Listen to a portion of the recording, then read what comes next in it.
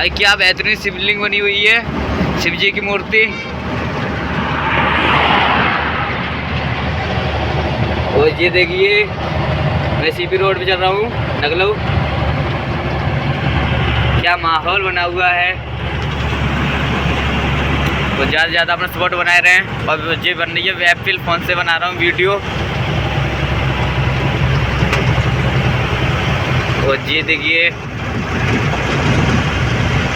क्या माहौल है, कंटास। ये आ गया पबजी जैसा ब्रिज। आप लोगों को पबजी तो खिलाई होगा, ना खिले हो तो कमेंट में बताएं किन किन ने खिलाया है।